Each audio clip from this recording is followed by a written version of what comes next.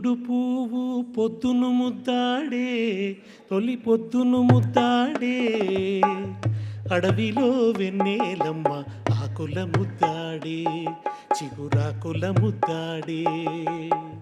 పొద్దు తిరుగుడు పువ్వు పొద్దును ముద్దాడే, తొలి పొద్దును ముద్దాడే, అడవిలో వెన్నెలమ్మ ఆకుల ముద్దాడే, చిగురాకుల ముద్దాడే. ఆడి ఆడి అలసిపోయిన నెమలిని ముద్దాడే, నెమలి కాళ్ళను ముద్దాడే.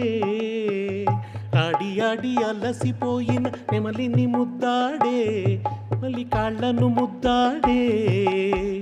పాడి పాడి మూగబోయిన గొంతును ముద్దాడి, కోయిల గొంతును ముద్దాడే.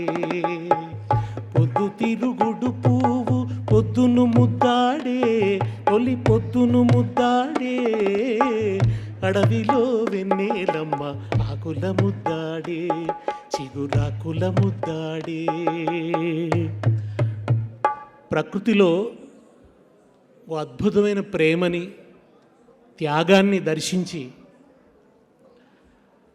ప్రకృతి సహజమైందే మానవ బంధం, మనుషులు మనుషులుగా జీవించటం, సంఘం కోసం నిలబడడం, ఇదొక ప్రాకృతిక ధర్మం. చివరికి యుద్ధంలో వీరుణ్ణి తుపాకీ ముద్దాడే, తూటాలు ముద్దాడే, ఒరిగిన వీరుణ్ణి భూమి ముద్దాడే, రణభూమి ముద్దాడే అని పాటను ఒక పరాకాష్ఠకు తీసుకుపోయి త్యాగమే జీవితానికి సార్థకత అని ఒక మానవీయ సందేశాన్ని ఇచ్చిన మహాకవి గద్దర్. మనకు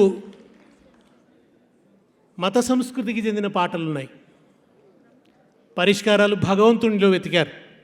మానవ జీవన సంవేదనల్ని పాడిన అన్నమయ్య అయినా, త్యాగయ్య అయినా, రామదాస్ అయినా తక్కువేమి మనకు రాముండొక్కడుండు వరకు. ఆ రాముడు ఒక్కడుండేంత వరకు మనకు తక్కువేమిటి? వివేక్ గారికి స్వాగతం. ఏ కష్టాలనైనా నష్టాలనైనా తట్టుకుంటాం కదా, కనుక రాముడు ఉంటే చాలు అనుకున్నాడు.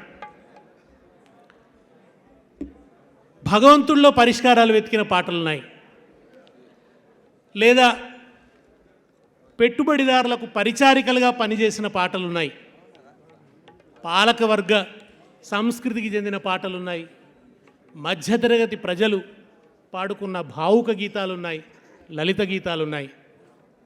గద్దర్ పాటలు ఏమిటంటే, ఒకసారి సిద్దిపేటలో సాంస్కృతిక ప్రదర్శన జరుగుతున్నది, గద్దర్ది.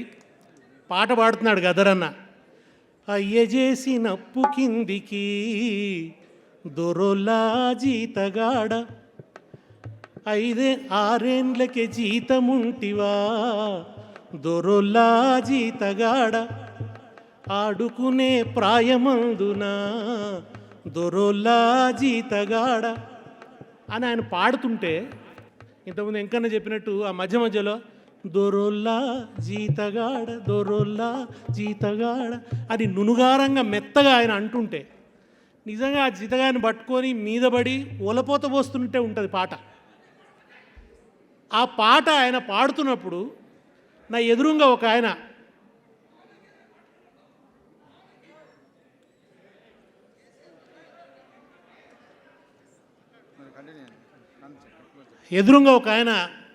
గొంగడేసుకొని కూర్చొన్నాడు, ఒక జీతగాడు. చెమటలతో అట్టగట్టిన మొహం ఆయనది. ఆయన ధారాపాతంగా ఏడుస్తున్నాడు.